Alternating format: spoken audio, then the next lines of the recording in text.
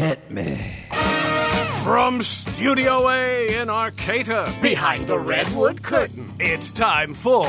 Succotash. Yes, Succotash, the comedy soundcast featuring snippets from comedy. Soundcast. And also interviews with comedian soundcasters, and other showbiz folk. And now, here's this episode's host from up the coast, the man who puts the X in Xbox and the tie on antisocial, comedy soundcaster, Tyson Saner. Saner.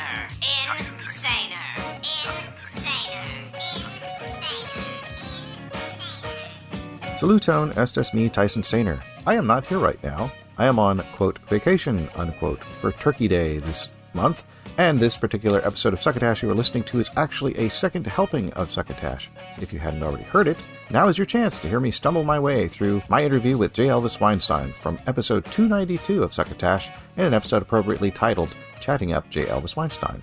If you don't know who J. Elvis Weinstein is, then keep listening to this second helping episode starting in 3, 2, 1. Saluton, estas me, Tyson Saner, and I will be your host for the duration of this episode of Succotash that numbers 292. Last week, in episode 291, my co-host and your every other show host, Marc Hershon, served up 2 generous chunks of chat featuring Matt Knudsen and J. Keith Van Stratton, in each their separate segments. It's a great episode that you can still listen to on Stitcher, Apple and Google Podcasts, iHeartRadio, Podbay, SoundCloud, and many places other than Spotify. And, of course, you can always find us and our show archived over at www.succotashshow.com, where this episode that you are listening to right now absolutely resides if you are, in fact, listening to it. And if you are listening to this, then you will no doubt be delighted with what I've got in store for you. I managed to convince J. Elvis Weinstein to have a chat with me very recently. I was thrilled to be able to do so, and I'm still smiling about it. Mr. Weinstein is a stand-up comedian, actor, filmmaker, musician, and writer for television who has been in the business more or less since shortly after he began performing stand-up comedy at the age of 15. Many of you may or may not already know this, but he is a founding member of Mystery Science Theater 3000, one of my favorite television shows of all time. Now, I don't want to talk too much at the head of the program, and I already run the risk of doing so, so without further ado, here is the first half of our chat with an interruption from our fake sponsor Henderson's Pants, to be followed immediately by the second half of our chat. I will warn you, the sound is a bit rough at times, which is 100% on me. My audio actually dropped out a few times, and I will be making no attempt to hide that, as you may or may not notice. Please enjoy. Oh, my pleasure.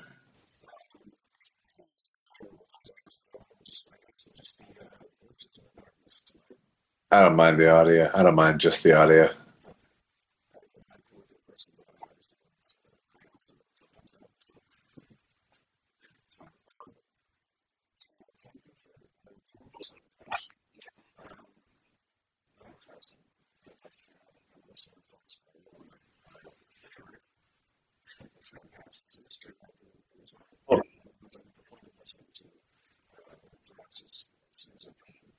Well, thank you.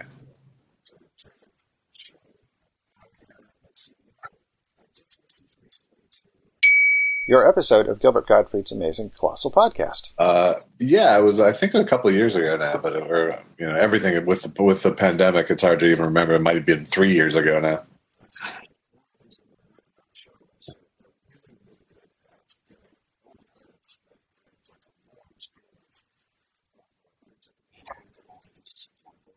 Oh, yeah. It's a hilariously long introduction.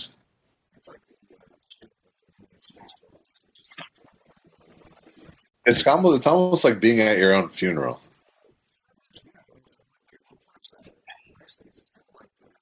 Because it's not like they put it in after. So you have to sit there and hear your whole life be read. By Gilbert Gottfried. And then he did Mystery Science Theater.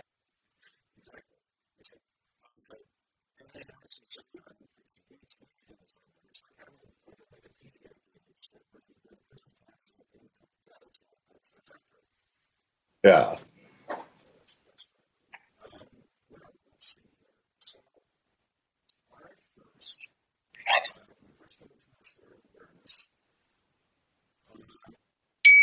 Episodes of Mystery Science Theater 3000. Okay.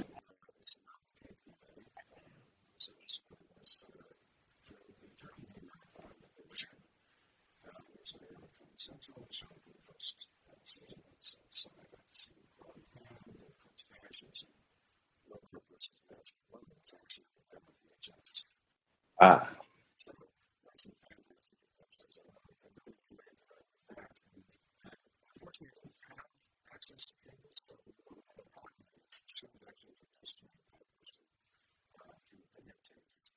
Oh, we love that.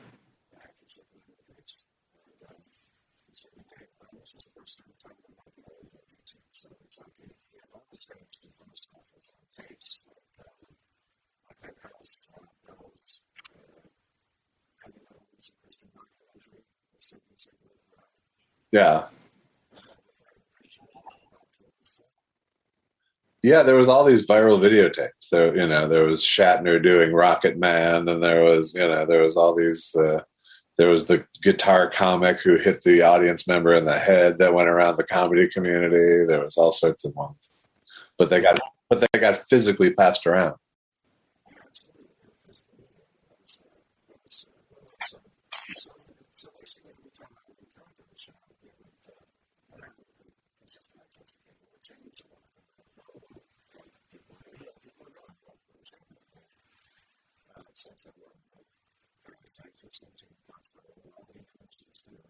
Yeah.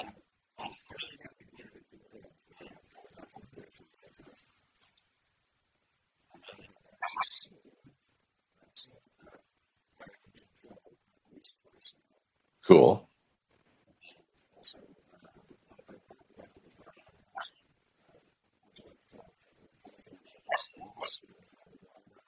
Whatever, I'd be happy to. The I Need You to Kill is a stand-up comedy documentary about the then emerging stand-up scene in Asia, seen through the eyes of three American comics who go on tour there to Hong Kong and Singapore and Macau.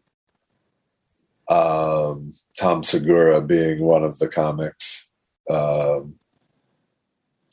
was sort of just kind of breaking as we took the trip.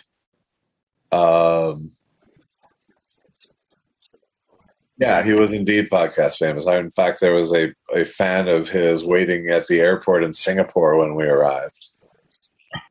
But yeah, so that was both a really fun adventure to make, and I think it came out as a fun movie to watch.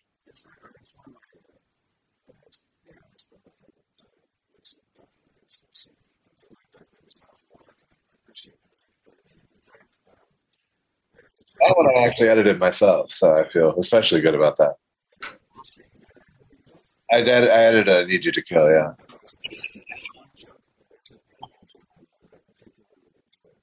Yes, I was very proud of that.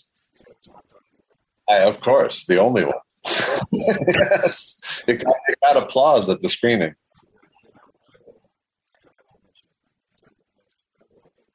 No, it's much better if it sneaks up on you.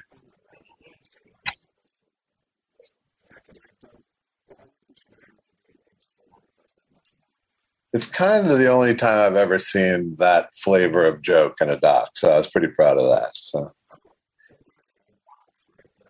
yeah,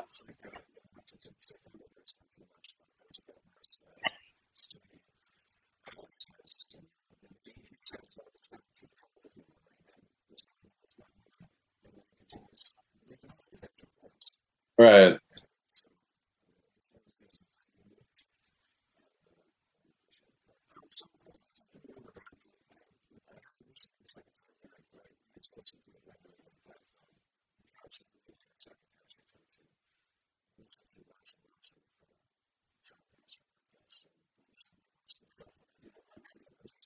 yeah,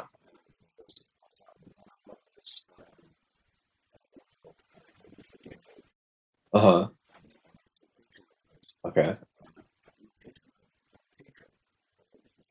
You're a Patreon patron.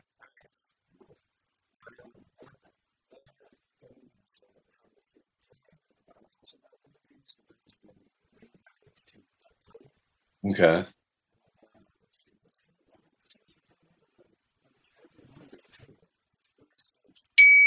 The soundcast I am thinking of is called Trashy Trashy. So gaming's a big theme with you.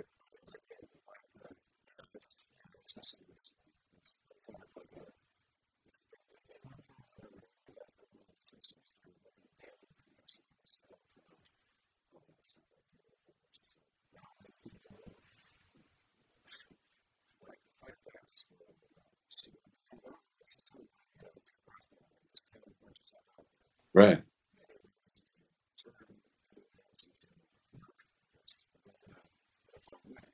Right.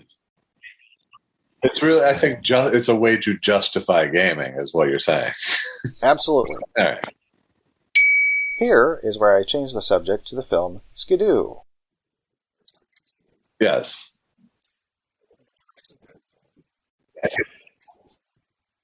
Yeah. Well, I mean, depending on your definition of bad, but certainly yes. Yeah. Okay.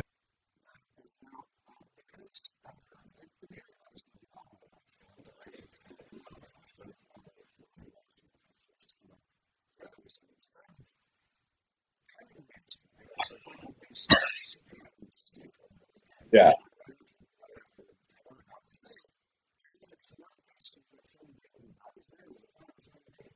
Well, yeah. I mean, it's a terrible film, but it's such a spectacle of like, what am I watching? That it's captivating, that is not true of all bad film. But this is way above average captivating because it's Groucho Marx and Jackie Gleason and Carol Channing and Frankie Avalon and Nielsen doing the music, and it's just like this crazy mix. And Otto Preminger doing an acid movie trying to stay young and relevant when it's just way past any chance of that happening, And it's just it's something I recommend everyone get a good hold on, because it can't disappoint,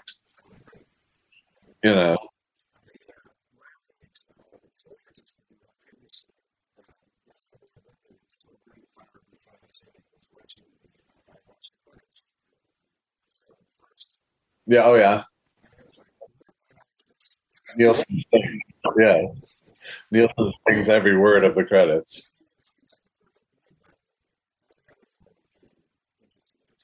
Yeah. There's only a couple movies in my life that I really like, and you wouldn't think this is true because I'm a Mystery Science Theater guy, but there's only a couple of terrible movies that I actually truly love, and Skidoo is one of them. And I came to Skidoo very late. I came to Skidoo from Frank Conniff when we were doing Cinematic Titanic about 10 or 12 years ago. But the other one that's been a lifelong one for me is the Robert Stigwood Sgt. Pepper Lonely Hearts Club Band movie with the Bee Gees and Frampton, because it's another one that can't disappoint because it's rooted in Beatles music. So there's this constant familiarity that's always there while you're watching this just amazing coke-fueled shit show. But because there's Beatles music and not some strange music you have to swallow, it just holds you in and embraces you in its awfulness.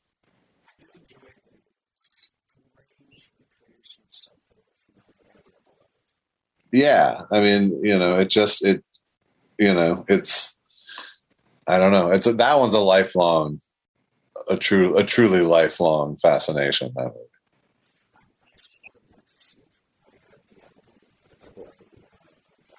Yeah, that can disappoint.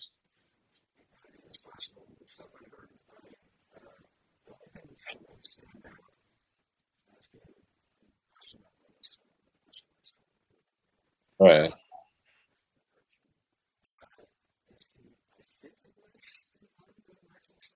It was indeed. And that does not stand up as a pure audio thing.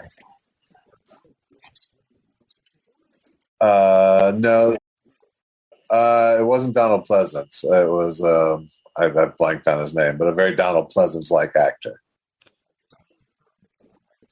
George Burns is in there. He does Fixing a Hole.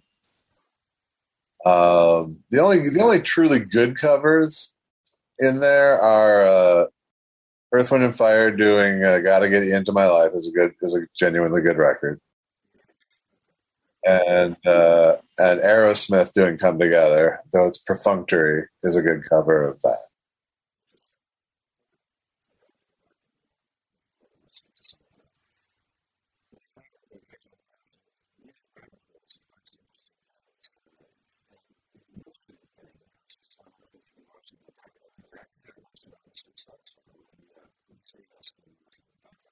Yeah, it is pretty good. And like I said on the show this week, it's like I don't really remember the filmmaking that much, which I usually do, but because there was like all this stuff to learn about Nielsen that I didn't know, that's what I walked away with, was all the info.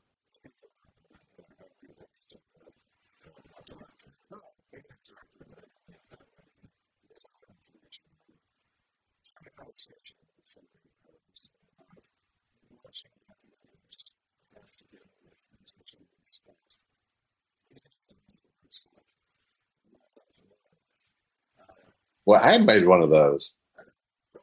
Michael Debar, Who Do You Want Me to Be, is very much about a musician that most people haven't heard of, but when you see the movie, you go, "Oh, that guy." Yes, he played Murdoch, MacGyver's arch enemy.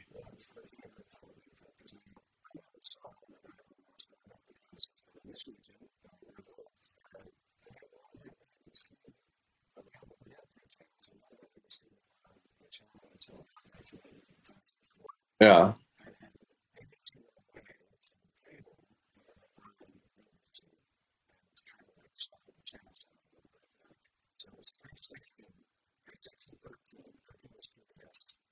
I'm sorry, I missed where this was.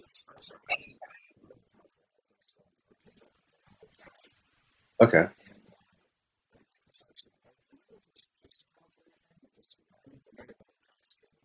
Yeah.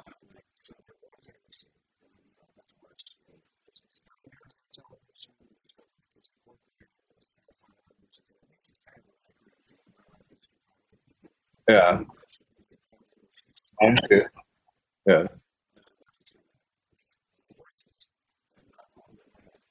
Yeah.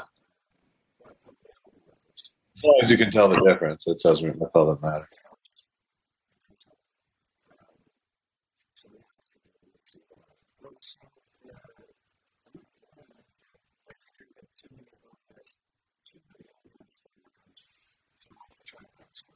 Okay. Sorry.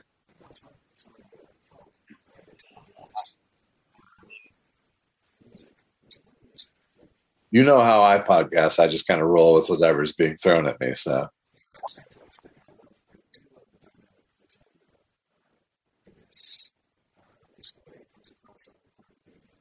yeah. It's not really embellished in any way.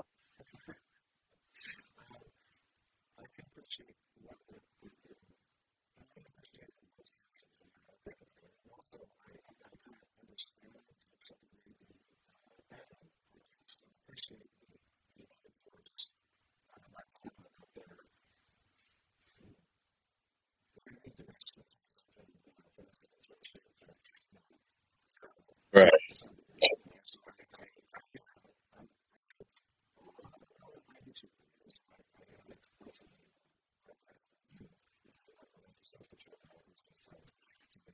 Uh-huh. It's weird to host an antisocial show with a friend.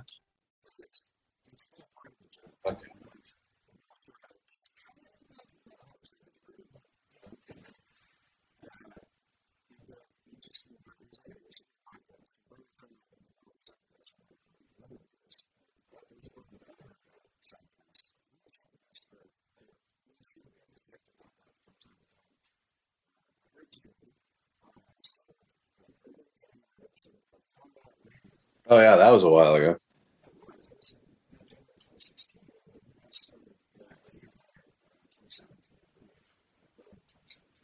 Yeah, I think we started in May.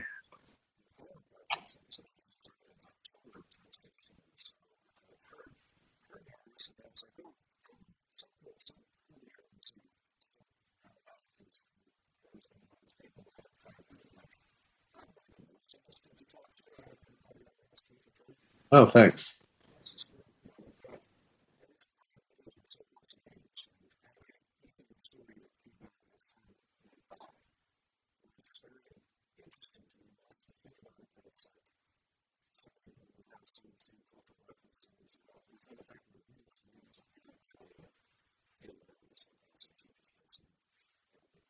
So far, so good.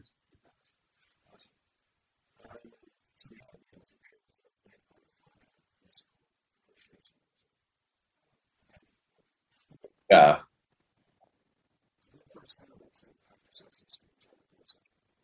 Yeah. I didn't come to the Beatles through my parents at all. So I was probably 10 or 11, like probably, in fact, that Sergeant Pepper movie was part of what got me into the Beatles when it came on HBO when we first had it when I was a kid. But yeah, no, my early teens were completely Beatle consumed. Teens, I was into Zulu Nation hip-hop, like De La Soul and Tribe Called Quest and the Jungle Brothers. Oh, yeah? I really wish in retrospect I had myself switched in that direction. But.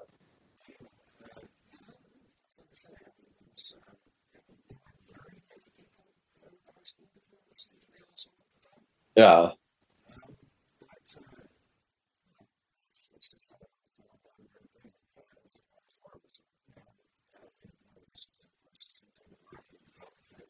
I was very much in an MTV trance for 3-4 years. That was kind of that was very much where I wasn't hitting the record stores and being adventurous. I was being fed music. I don't really, I like Sinead O'Connor's Nothing Compares to You kind of always comes to mind as just a striking image. But if you would have asked me in 1984 if I had favorite videos, yeah, I'm sure I had lots of them. I never cared, weirdly. Yeah. And they didn't put the directors on in the early days of MTV. Right, that lower left-hand corner bug, yeah. It wasn't until much later that they put directors on there. When directors were basically working for free, and that was the only thing they got out of the video. Yeah.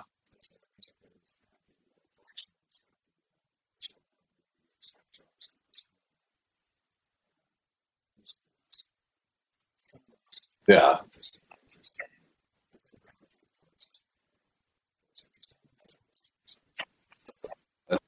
I was always, as a kid, I was always much more interested in the band than the video itself.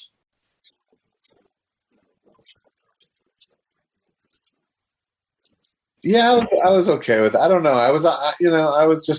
As a kid, I was always trying to figure out what was going on in what I was watching. Like I was like watching, trying to figure out where the studio audience was on sitcoms, and I was always deconstructive about things. So I would think about the band being there on the set, having to act, or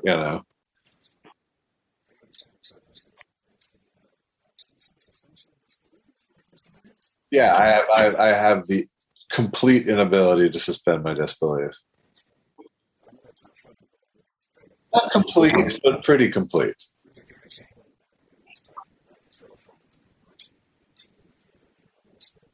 I don't.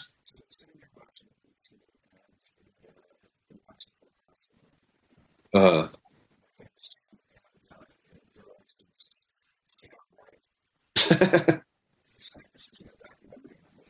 right.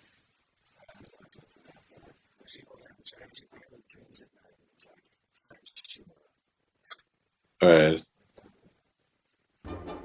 This portion of Succotash is brought to you by Henderson's, innovation in pantaloons and trousers since 1896. Almost 80 years ago, when Grandpa Al Henderson was struggling to raise a family during the Great Depression, he did what any unemployed family man would do. He shoplifted food. But he did it the right way and never got caught because he used his patented Henderson's Kleptomatic trousers, made with pride in the USA with not 4, not 5, but 11 expandable pockets that drape and shape naturally, while stylishly concealing fresh fruits and vegetables, eggs, even live poultry, and feed a family of 5 while never once alerting market vendors or law enforcement officials. Well, as they say, everything old is new again. And now, Henderson's is proud to offer Kleptomatic Plus, microchip equipped to neutralize barcode scanners, exit alarms, and other loss control detectors, so you can walk through any door with confidence. That's Henderson's Kleptomatic and Kleptomatic Plus trousers, helping you provide with confidence in every stride. And now, back to more of Succotash. And thank you, Bill Haywatt. And now, for the second half of my interview with Josh Elvis Weinstein.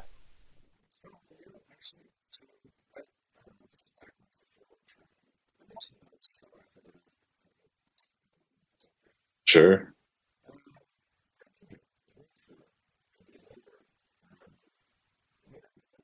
I did. That was my first network TV job. Was later with Greg Kinnear.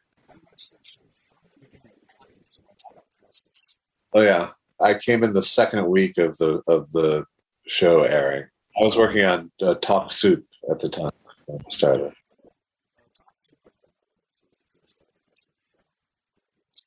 Yeah.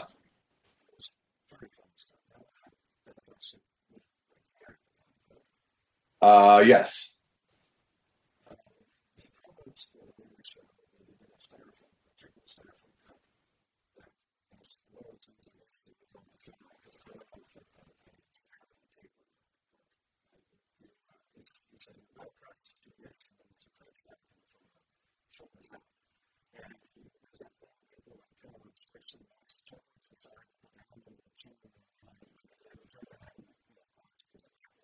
Yeah.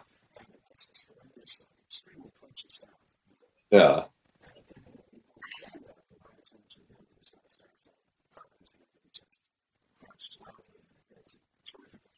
Yeah. I mean, good.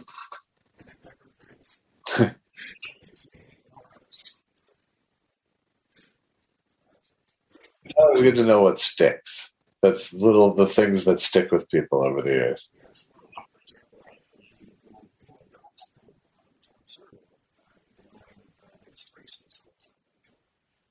Okay, yes. I actually do remember that one. But I just have very strong memories of Demon Dog Day. They were Masters of the Universe battle bones that I assembled all of, and then we painted them orange. Yes, the head one. And I think part of that cape was the inspiration that I think I inspired that cape with to make him like Enoch the Sleestack from Camelot. Yeah, but you still picked it out, which is good.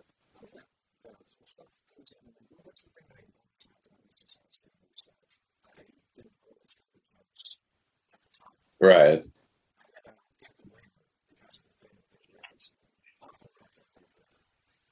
Yeah. Well, there's definitely there's jokes for everyone in that show. That's for sure.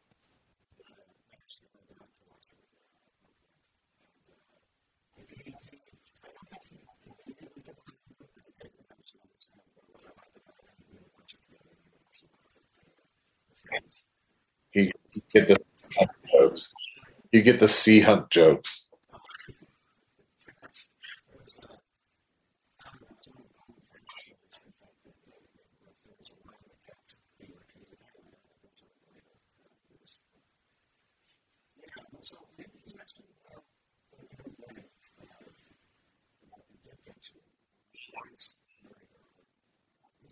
I did, yes.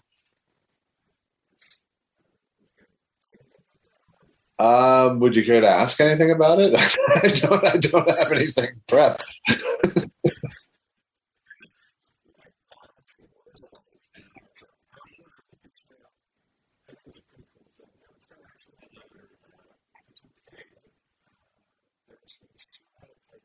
Yeah.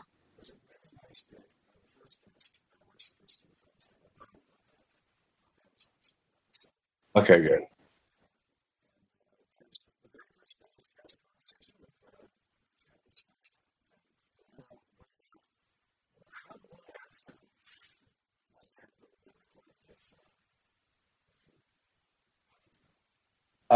It's on the Cinematic Titanic box set. And is it like in an office?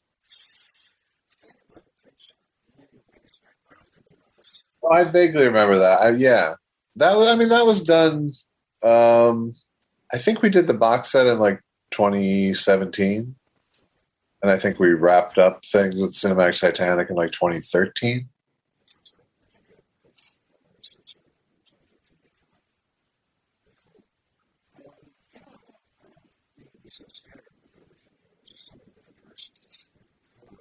Yeah, I'll go anywhere you want. I just, like I said, I just don't have a prepped. I'll answer anything you're curious about for sure.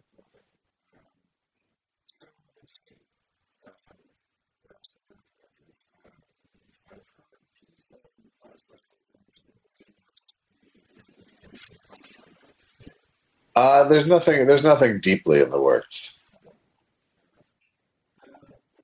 I still have to figure out how to actually make money from doing it. Not a lot of money, but some money making docs because I love them, but I haven't cracked the business side of things. So go to Amazon and buy Michael Day Barr. Who do you want me to be? Yes, it is. Right, or both. If you're a super fan. Yeah, you probably don't have to say mobile phone anymore.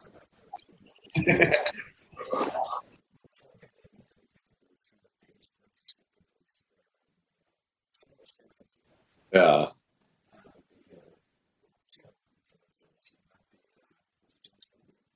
yeah. I don't think he had a mobile phone, the James Cagney one. It would have.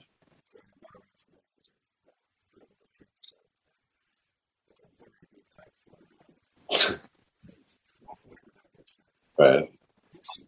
It's like a Mystery Science Theater joke.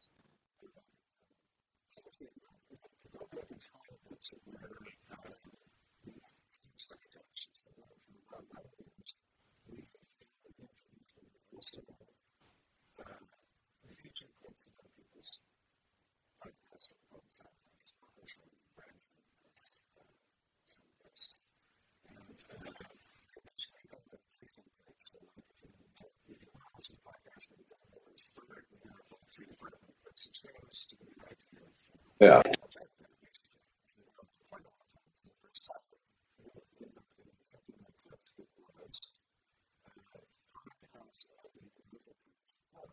Ah, okay.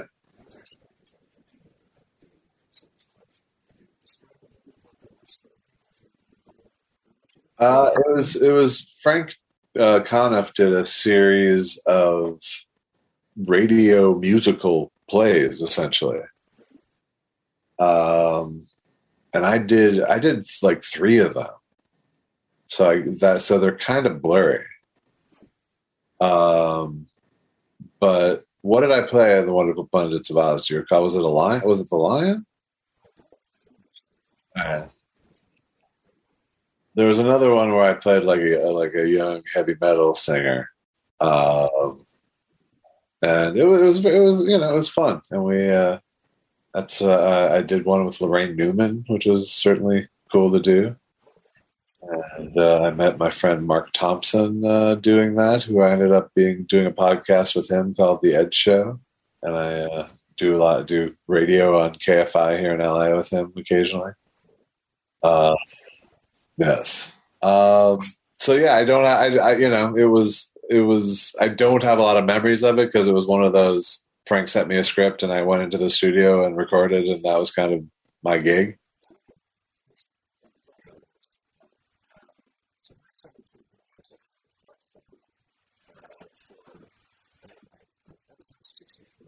Okay.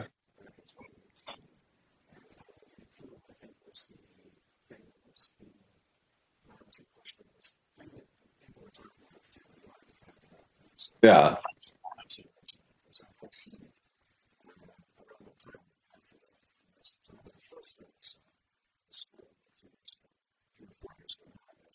Yeah.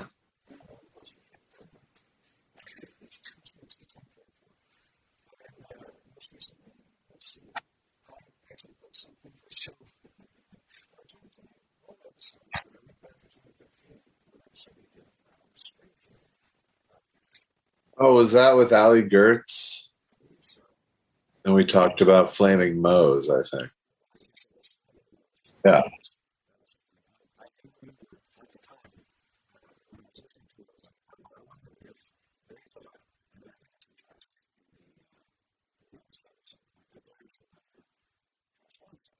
Yes.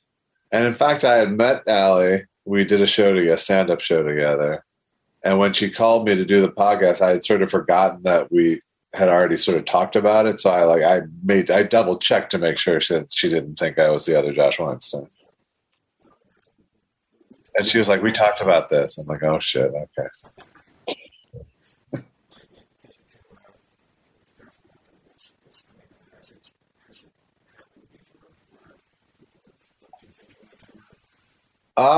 Yeah, kind of. I mean, I think people sort of conflated thought that I was both the Mystery Science Theater and the Simpsons guy. So, like I remember when we went on Marc Maron's podcast, he was like, "So Simpsons," and I was like, "No, different. I'm the other guy."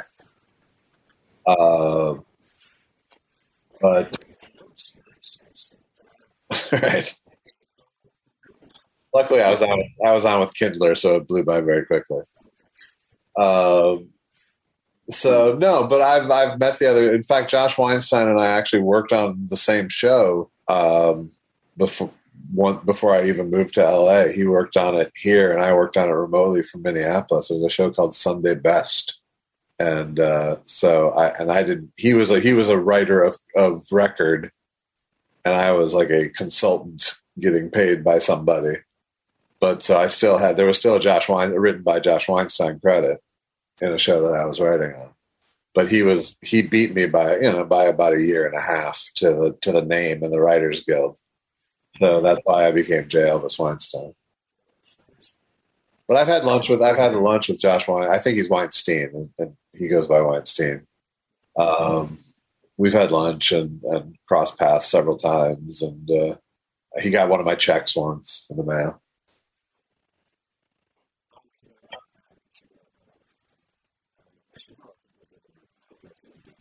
Yes.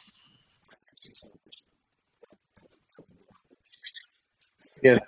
Yeah, and his writing partner is Bill Oakley, who's now become famous for his fast food reviews online. Yeah.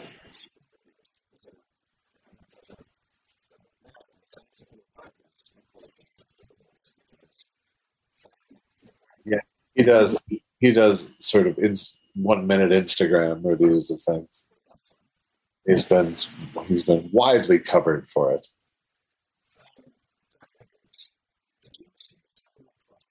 I never did. Yeah.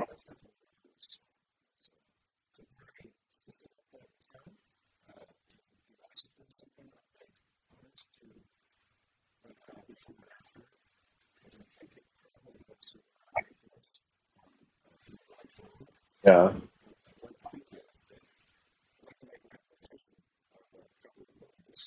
Okay. I don't at all. I don't know that I'll take them, but I will definitely hear you out.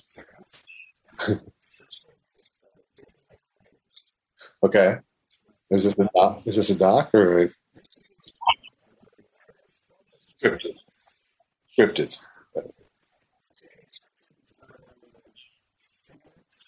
Okay.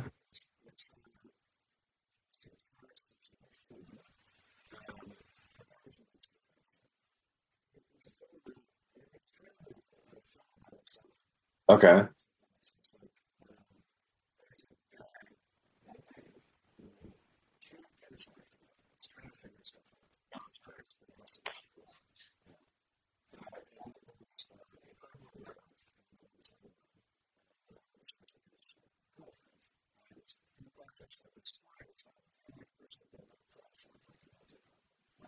Okay. Okay. Like 6 foot tall, like stand up. Lap.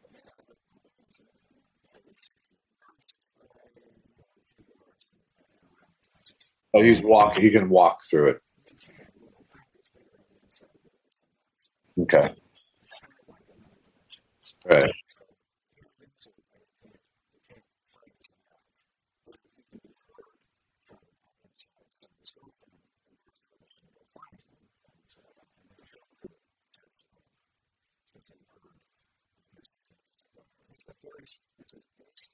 Yeah.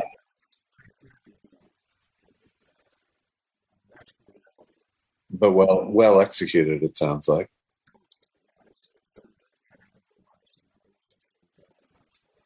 Okay. That was Dave builds a maze. Made a maze. Okay.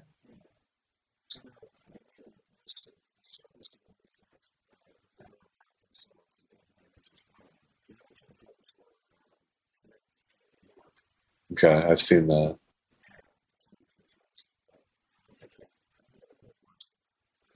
Yeah.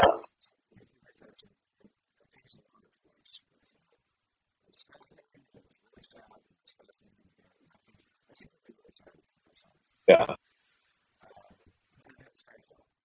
Skyfall, the Bond movie. All right.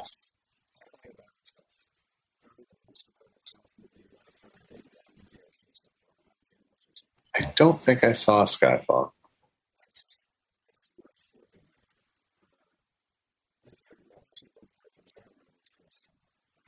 Yeah, I care a little.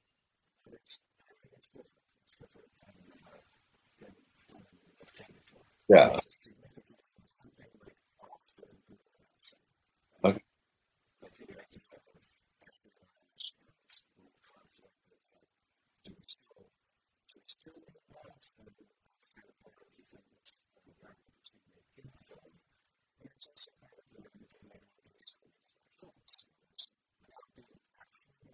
Yeah.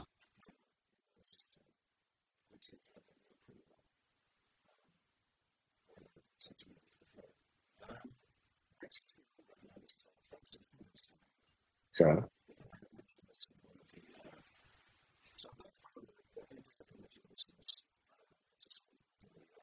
Yes.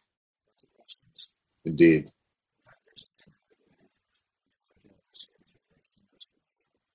Yeah.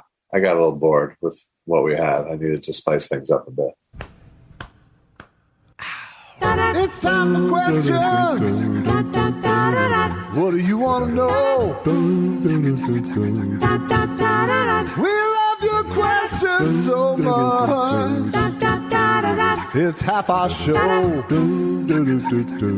Half our show. Yes.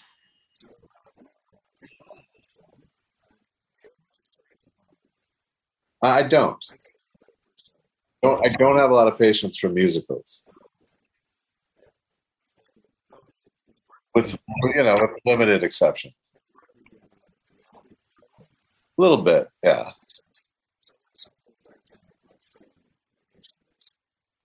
Fame I bought into enough. Sing in the Rain I like.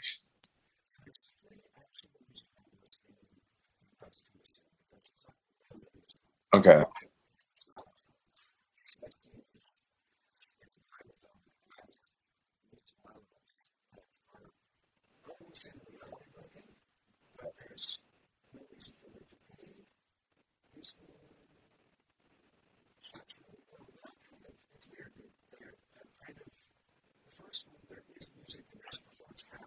Okay.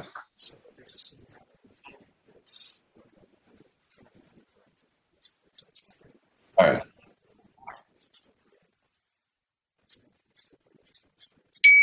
This I got completely wrong. The songs in the film are completely based in what is occurring in the reality of the situation portrayed in the film. Almost total diegesis.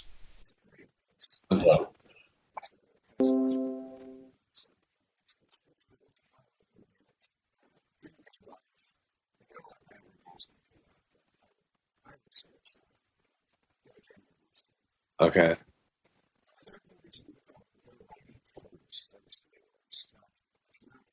Not the Lady Killers.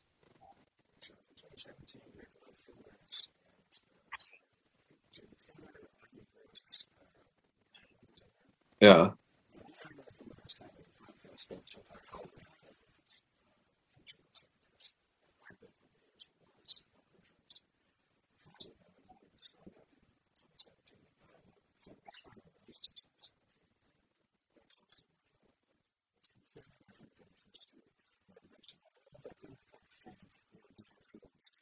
It's a pretty diverse slate you're bringing to the table here.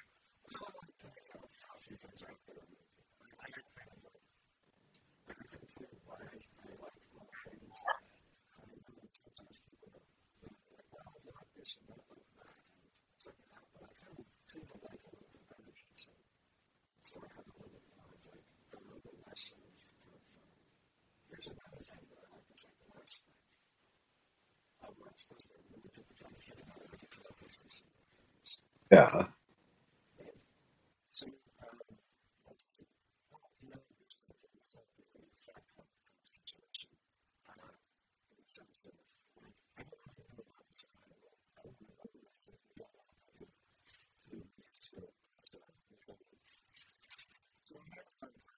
Yeah.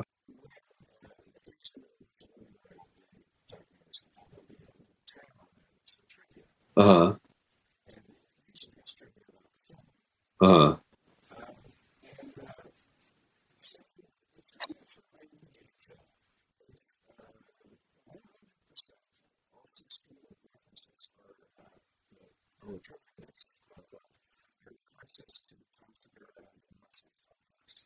Yeah, no, they completely took over the comment section too of the Amazon.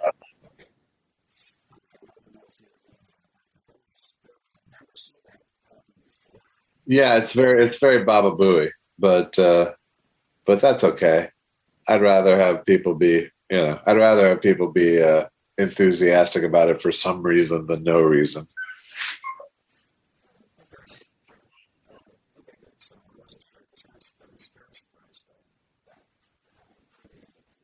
Nah, I'm not very precious about things once they're out into the world.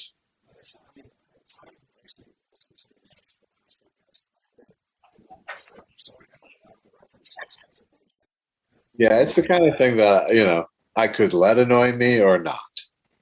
And I definitely went with the not on that one. No, you certainly didn't. At this point, I asked Mr. Weinstein about his video game playing. I've been in this very weird kind of hands off thing with video games over the last few years because I get mad at myself with how much time I'm able to dump into them. It doesn't feel like productive time to me, and I get mad at myself for applying the kind of work ethic I should be putting towards other things towards that. But I really like gaming a lot. The last game I actually settled into was Red Dead Redemption, I think. The first one, and I played through that a couple times. And then the second one, there was too much bullshit. Too much bullshit between the shooting and the riding. Yeah, I really loved it. But I like the other one. I like Ratchet and Clank a lot too. Yeah, just because it's a nice bridge to the kind of games I grew up on. Yeah, yeah, yeah, yeah. But I'm not like 'cause one of the things is I hate first person shooters. Yeah, and that takes a lot of good games off the table. I don't like operating that way. I like third person. No. Yeah.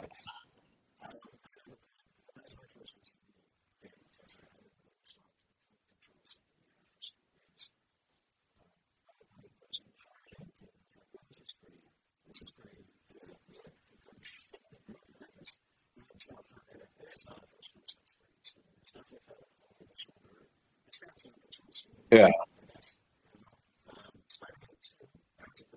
Yeah. I could see getting into that one.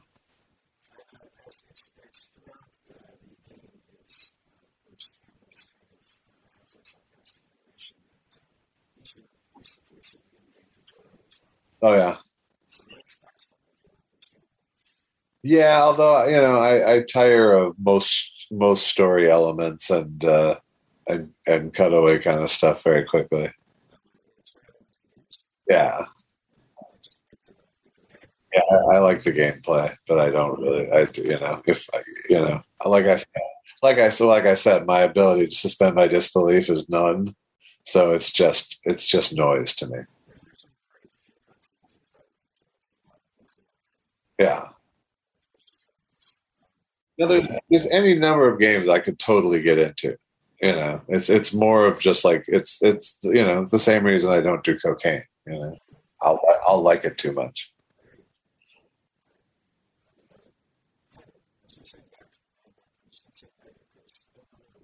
Probably if you haven't gotten there yet.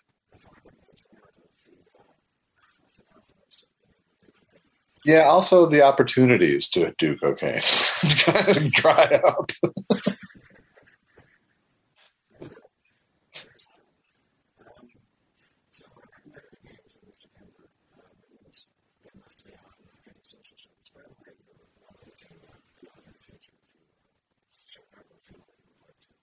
Thank you. I don't know if you need any more antisocial behavior on that show.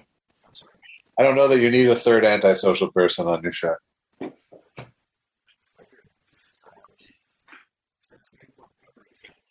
Yeah.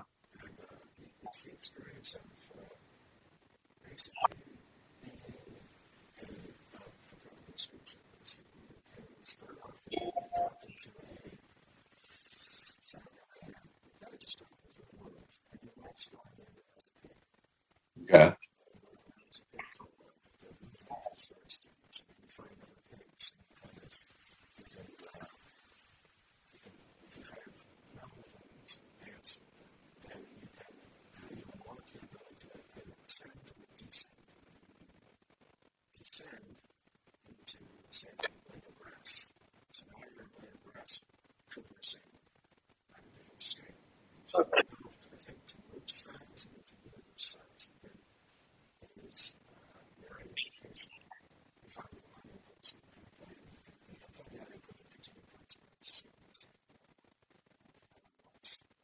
Okay.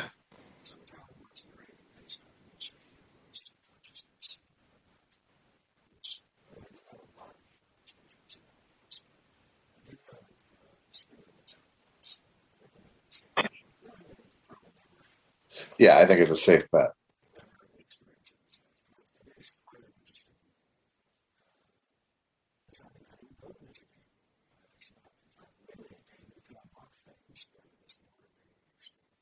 Right.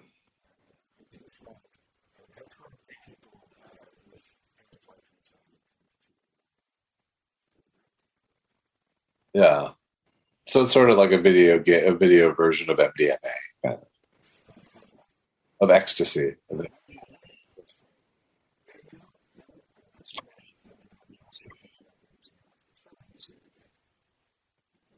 Yeah, I don't know. I think Coke's probably easier still. Probably. I think Coke. I think Coke. There's still plenty of bartenders at various places you can get.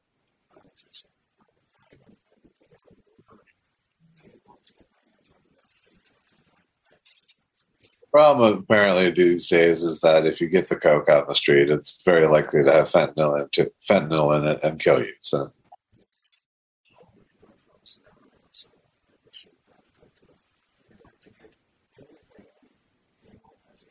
okay, I'll scroll through the things. If you want to hear my stand-up comedy, I have an album called Chunks available. If you want to see either of my movies, I Need You to Kill is available on Amazon Prime with enhancements by your mom's house listeners, apparently. And my more recent movie, Michael Debar, Who Do You Want Me to Be, is available at stream, wherever video on demand places, and also available on DVD and Blu-ray. The movie that I co-starred in with Andy Kindler, called The Fiddling Horse, is available out there. And the podcast I co-star with Andy Kindler, called Thought Spiral, is out there. Well, you'll at least see what we look like in action.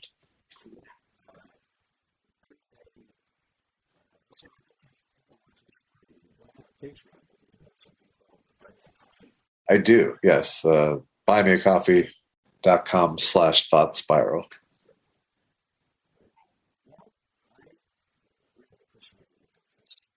It was my pleasure.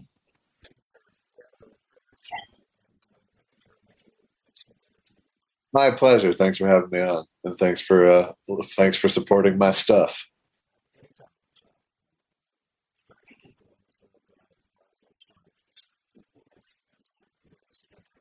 That's very cool. Thank you. All right. Have a good night. Bye-bye. Happy Turkey Day season to you, if that's what you're observing this time of year. I don't know enough about what other folks around the world do in late November to celebrate things, and I really don't have time to do that now, as I need to pack for the vacation that I spoke of in the explanatory intro section. So I'll just wish everyone peace, love, and good food, and be sure to tune in for episode 332, which Marc Hershon will be curating for you. Be decent to each other. And there you have it. I really did have a great time chatting with Mr. Weinstein. I absolutely forgot a few things that I was going to ask about or mention, but for the most part I satisfied my curiosity as a fanboy. I'm going to thank Mr. Weinstein again here for his willingness to sit and chat with me and the patience he exhibited. By the way, I just found out that The Fiddling Horse is available to watch for free on Tubi. I don't know if that is meant to sound like Tubby or Tubi. It really could be either. It's probably Tubi. But I do love a good streaming service, or at the very least, a streaming service that has what I'm looking for to watch. So I have that in my near future to look forward to. I also look forward to the next episode, 293, that will be hosted by Marc Hershon, and who knows what wonders he has in store for you. It's a rhetorical question. At any rate, thank you for listening. Be decent to each other. Be cautious when it comes to the health of others, if not your own. And if someone asks you if you have heard anything good or interesting lately and you think of us, we'd really appreciate it if you would please pass the Succotash. You've been listening to Succotash, the comedy soundcast, with your host, Tyson Saner. Brought to you by Henderson's Pants and... Imagine your company's name right here. Rate us and review us at Apple and Google Podcasts. Find us on the web at succotashshow.com, on Stitcher, on iHeartRadio, on YouTube, On SoundCloud. and wherever fine soundcasts are streamed and or downloaded. Follow us on Twitter and Instagram at Succotash Show. Like us on Facebook. Email us at tyson@succotashshow.com or call into the Succotash Skype line at our toll call number 818-921-7212. That number again is 818-921-7212. You can also upload clips from your favorite comedy soundcasts directly to us using our direct upload link at hightail.com/u/succotash. Succotash is produced and engineered by Joe Paulino through the auspices of Studio P Sausalito, the home of the hit. Our hosts are Marc Hershon and Tyson Saner. Our musical director is Scott Carvey. Our booth assistant is Kenny Durges. Succotash is executive produced by Marc Hershon. Until next time, I'm your loyal booth announcer, Bill Haywatt, reminding you to please pass the Succotash. Goodbye.